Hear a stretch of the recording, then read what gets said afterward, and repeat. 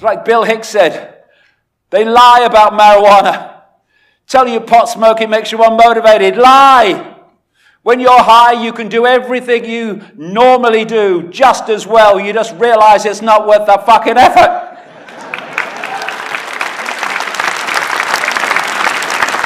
All these things we do because we think we have to do them, and just to survive. And on the surface, in the world of the holographic illusion, it does seem like that.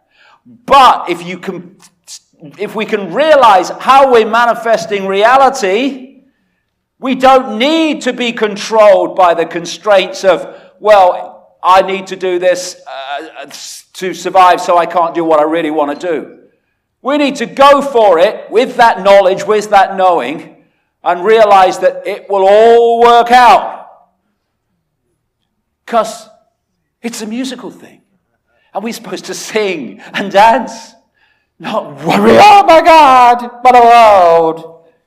What's going to happen tomorrow? We're supposed to sing and dance. And real religion is the transformation of anxiety into laughter. We do not laugh enough. We need to laugh because the world is mad. It's insane. Why do we take it seriously? This is an indigenous Australian proverb. We are all visitors to this time, this place. We're just passing through. Our purpose here is to observe, to learn, to grow, to love. And then we return home to infinity. No mention there about, I must succeed, I must be someone. I'm all that is, has been, and never can be. And I must be someone. It's madness. And only perceptual imprisonment cannot see the madness. What is success? Well, success is a lot of money and a big car and being famous, and then people think you're successful, and that's good. Who gives a shit what other people think? Whether we're successful or not. What's it matter? As long as we're doing what we want to do, it doesn't matter if people perceive it as successful or not. It doesn't matter. Why do we make it matter? Insecurity. That's what we make it matter. What is success? If you look at the success of the world of the illusion, the program, it's all about more. How much more money than last year? How much more status? How much more is taken from the earth and turned into more things that people don't really want? How many more things are made? How much more land is covered in concrete? How many more are treated for illness? They're always saying in Britain, we're treating more people than ever before. Why? Why are so many people ill? They don't see that. Why don't we stop people being ill and then we don't have to treat so many people because so many people need treatment? No, we're treating more people than ever before. It's all about more. How much more growth? Economic growth. Oh, yes, that's the symbol of success. More growth this year. Economic growth is the measurement of the amount of money generated in goods and services in any year. And so when there's a terrible environmental disaster, cleaning it up adds to economic growth because of what is spent to clean it up. Now, wisdom success, expanded consciousness success is very different. It doesn't count its success in more, but in fewer. How few are in need than last year? How few are unhappy? How few feel unloved? How few are unfulfilled? How few are homeless? How few are ill? How few are in fear? They are measurements of the true success of a society, not the mores, the fewers. How am I happy? Are you successful? Let me see. Am I happy? No. Oh, well, I've got this job. No. Are you happy? Well, not really. Well, that's not very successful. Why are you not happy? If you want to be successful, find out why you're not happy and then become happy, become joyous. Do I have joy in my life? Am I at peace? Do I love my life? Doesn't matter what you're doing. Doesn't matter how much money you make or don't make. Doesn't matter where you live. Do I love my life? Am I at peace? Do I have joy? Am I happy? They are the symbols of true success, not more and more accumulation of things. It's a musical thing. You're supposed to sing and dance.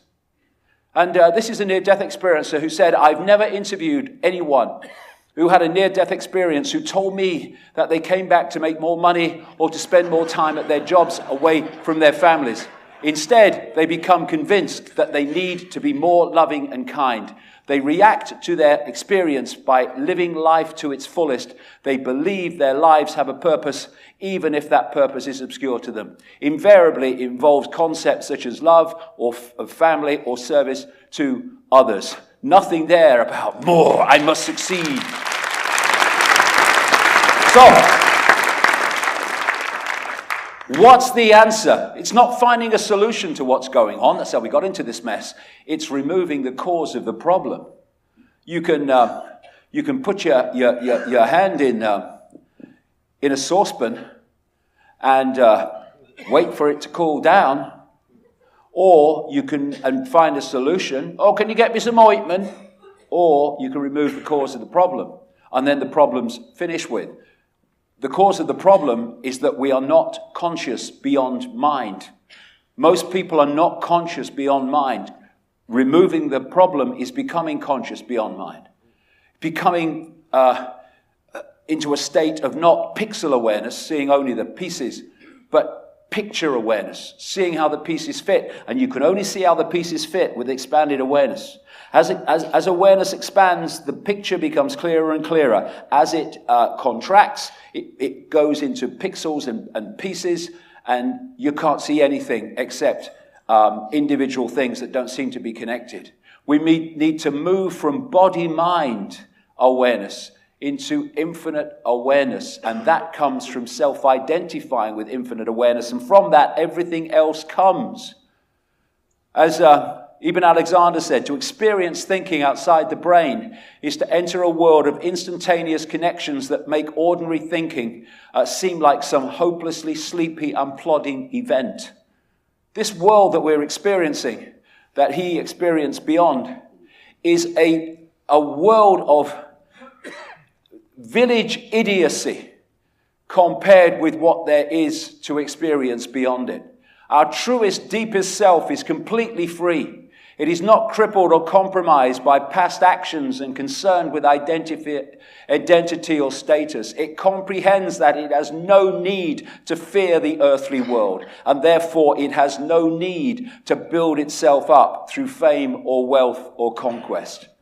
Am I happy? Do I have joy? Do I love my life? The true symbols of success. My daughter Kerry, she went to live in Africa for a while. And she lived among people that we would call in abject poverty. She said, I've never met so many happy people in my life, because they understood with their material deprivation what really mattered. And it wasn't what it would be to materialistic people in the Western world. Are you your heart or your brain? A study said most people define themselves through the brain and not through the heart. Again, we changed that, we changed the world, because it's moving from a heart connection with reality to a head and gut connection that has pulled us into this low vibrational state. The lady who runs the Heart Math Institute in America that studies the impact of the heart vortex, the heart chakra, the heart point of intelligence, said that she had this technique when she was a therapist, where she would put the client in a chair and she would sit in the other chair, and she would ask the client to tell them their problem from their head. And she would listen and write it all down, and symbolically they would change chairs. And she said, now tell me your problem from your heart. What does your heart say? And she said it was like talking to two totally different people about the same problem. And the reason is, the head thinks, the heart knows. The heart comes from a much more expanded point of observation of everything, including the problem, than the head. And therefore, she was, in effect, talking to two different points of observation, or, quote, people.